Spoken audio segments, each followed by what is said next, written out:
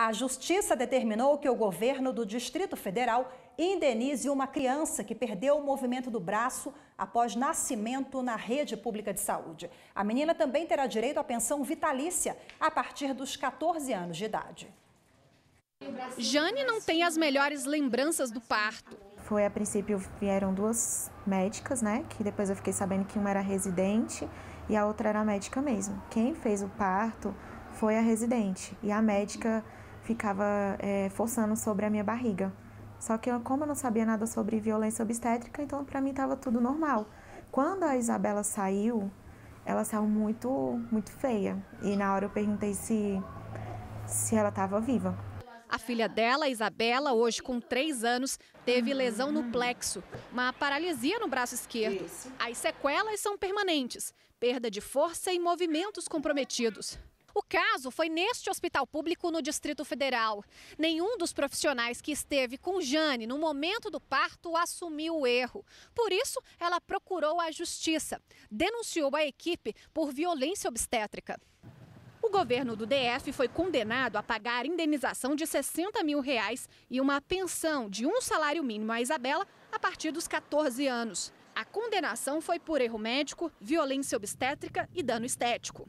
O reconhecimento do judiciário, por parte agora do Tribunal de Justiça, né, do Distrito Federal, de que de fato houve um erro e que esse erro deve ser reparado, é o principal fator que justifica diríamos assim, a satisfação da família pelo resultado positivo da ação. Para Jane, a condenação é uma forma de reparar as limitações que a filha vai ter para o resto da vida. Nada vai voltar o movimento do braço dela, mas pelo menos eu sei que quando ela crescer e ela olhar para mim, ela vai saber que eu fiz por ela o que eu pude fazer e eu vou continuar fazendo. E o que a justiça está fazendo agora, dando essa decisão favorável e reconhecendo que realmente é um erro médico, é um grande conforto.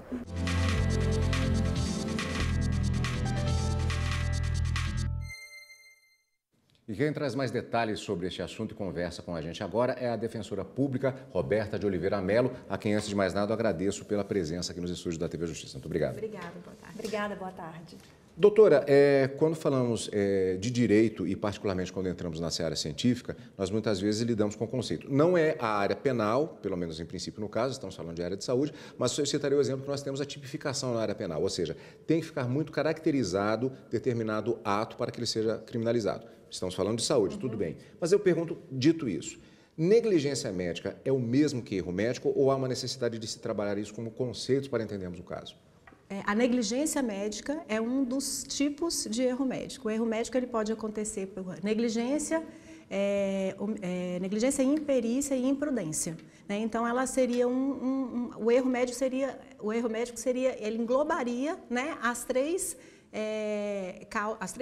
essas três causas da culpa, né, do médico. E quais são as principais diferenças entre eles? Negligência, imperícia. A negligência, ela é uma omissão.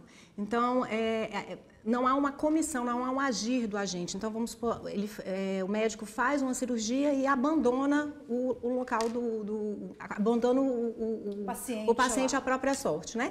A imperícia é uma falta de conhecimento técnico, né, científico sobre aquele procedimento que está sendo realizado.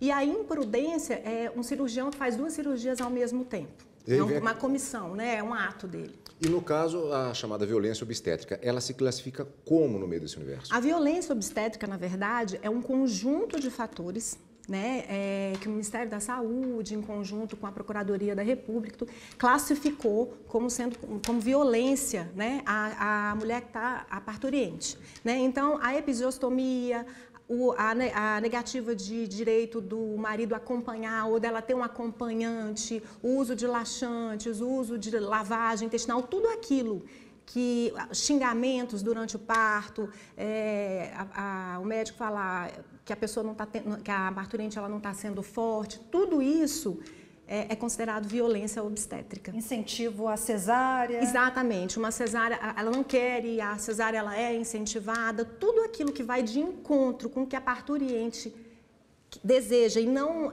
põe em risco a saúde dela, é considerado violência obstétrica. Doutora Roberta, esse profissional ele vai responder no Conselho Regional ou Federal de Medicina e também perante o Judiciário em outra esfera? Exatamente. Conselho Federal de Medicina é o conselho deles, então é algo administrativo, mas a mãe, pelo visto, ela entrou na justiça e ele vai ter a responsabilidade civil também, né? O que não exime também a futura responsabilidade criminal a cargo do Ministério Público. Como fica a questão de que qualquer desses atos eles aconteçam no hospital público ou particular? No hospital público, a responsabilização, a ação ela pode ser ajuizada em desfavor do Estado, né, que tem responsabilidade objetiva a princípio, e aí, depois configurada a culpa mesmo do médico, uma negligência, uma imperícia, uma imprudência, o próprio Estado entra com uma ação regressiva contra esse médico. Quando se trata de hospital particular, o hospital particular, se ele for o empregador desse médico, se houver contrato, se esse médico for do quadro do hospital, você pode, a pessoa, o lesado, né, ele pode entrar na justiça colocando no polo passivo, na justiça, tanto o médico quanto o hospital. Rapidamente, para a gente terminar, doutora Roberta, quais são as orientações para o paciente perceber que ele está sendo vítima de uma negligência ou imprudência? Porque, na verdade, há um liame muito tênue, né?